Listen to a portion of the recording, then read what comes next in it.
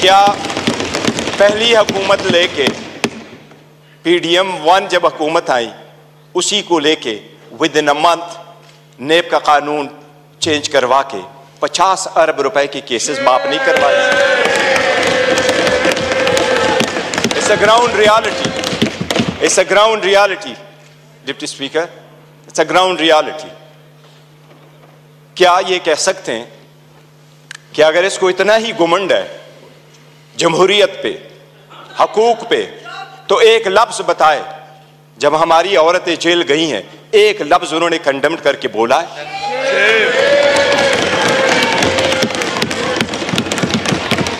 एक हमारे लोगों को जब इलेक्शन के प्रोसेस से गोया, ये जो पीछे लोग आप देख रहे हैं 91, ये 91 नहीं थे, ये 91 वही है।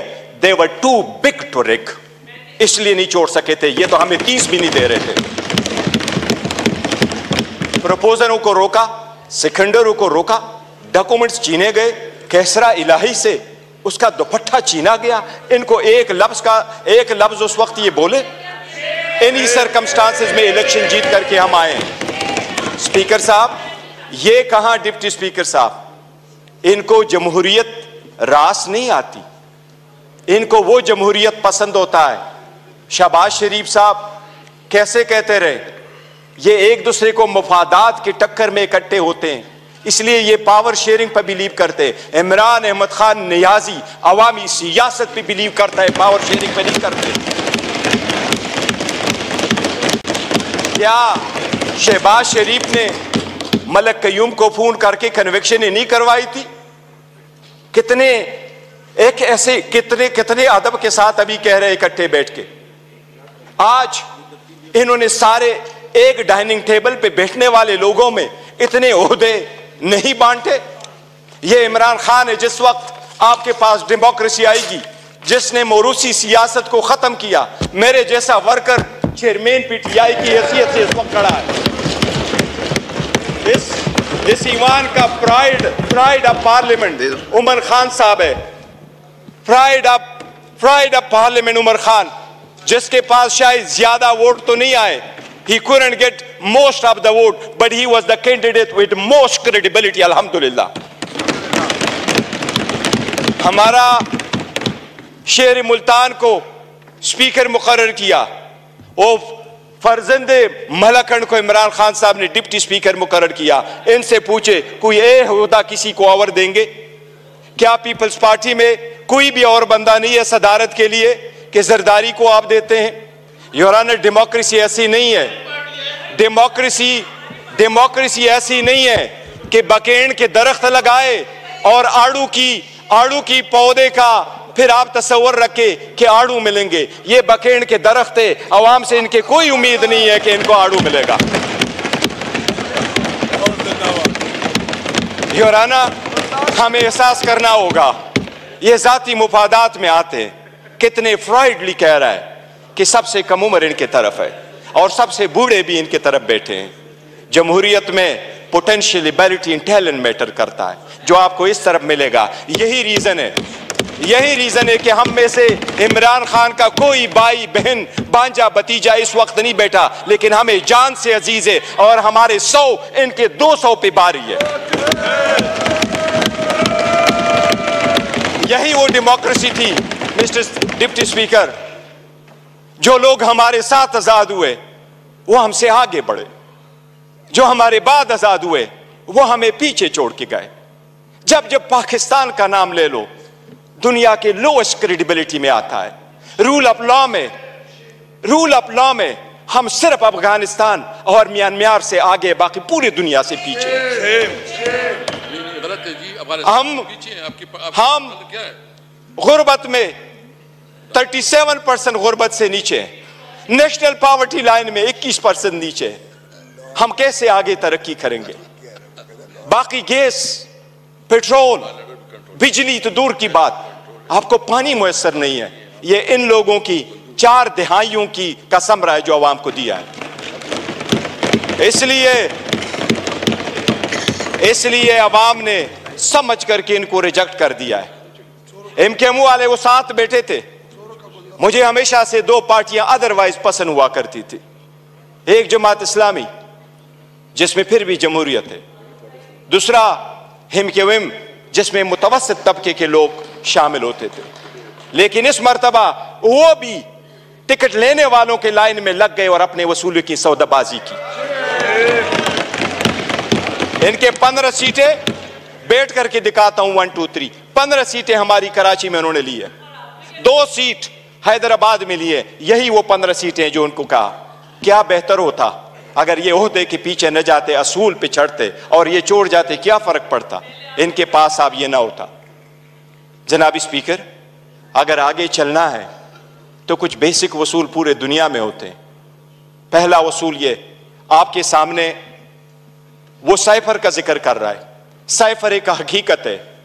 इमरान खान साहब ने जिस वक्त ये उठाया है, वो लोग जो मुल्क को साजिश करा कि हुकूमत खत्म करने में, उनका ट्रायल होना चाहिए बजाय उसकी जिसकी आपने हुकूमत खत्म किया और उसको ट्रायल पे करवाया। जनाब स्पीकर, कितने गौर से कहते हैं कि इलेक्शन फ्री, फेयर और ट्रांसपेरेंट होना चाहिए।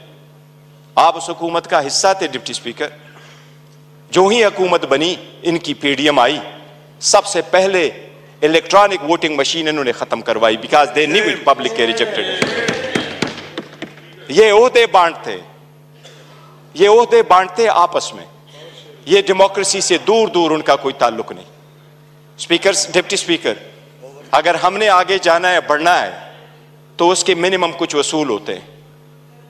और मिनिमम वसूलों में यह कि एक वक्त में बहुत सतात कल मायूसी जरूर हुई है कि यह तो हम मानते भी नहीं है कि यह प्राइम मिनिस्टर है, जाली सरकारी, लेकिन फिर भी उस ऑफिस में निकलते हुए भी इसने हमारे वो औरतें बहनें जो जेलों में, उनकी रिलीज का कोई ऑर्डर नहीं किया था।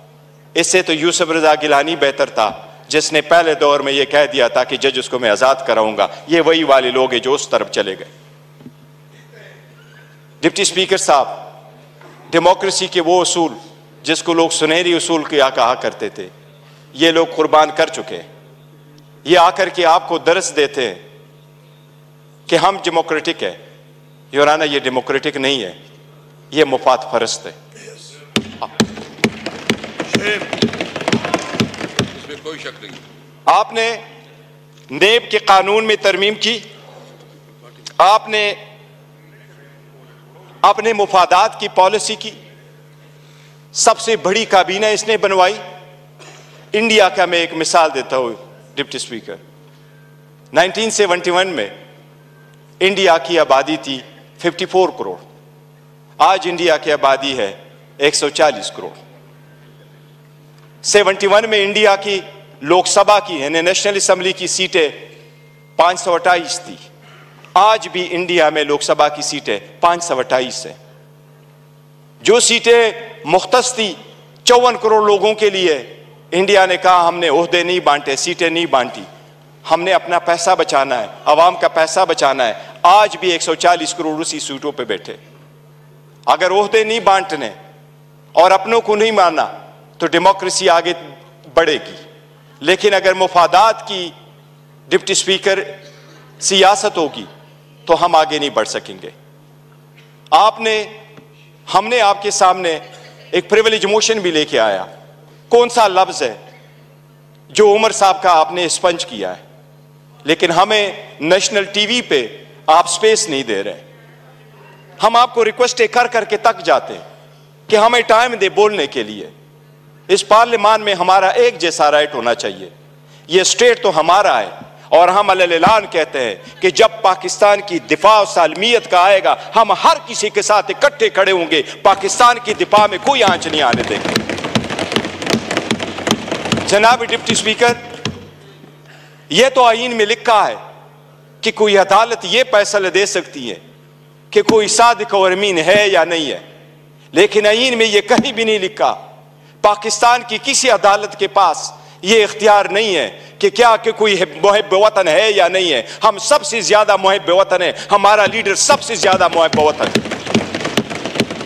इसलिए अगर आगे चलना है आज 4 दिन हो गए, हर मर्तबा हमारी ब्लैकआउट किया जाता है।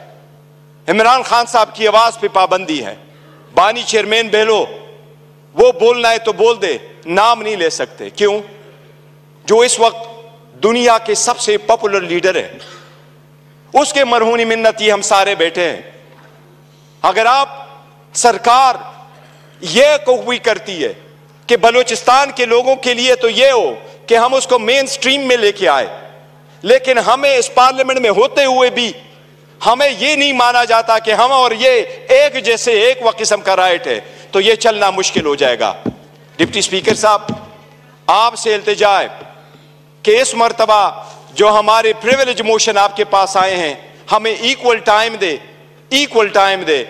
हमने पहले दिन कमिटमेंट की है कि हमारी अपोजिशन डिस्ट्रक्टिव अपोजिशन नहीं होगी, कंस्ट्रक्टिव अपोजिशन होगी। हम हुकूमत को अकाउंटेबल करेंगे फॉर इट सेक्शन 2 के हम नहीं मानते कि यह हुकूमत के हकदार है, लेकिन सबसे पहले ये कि हम और उनके जो टाइम मिलना है वो एक जैसा, और हमें आपको दरखास्त न करनी पड़ेगी। करेंगे तो काइंडली थोड़ा शॉर्ट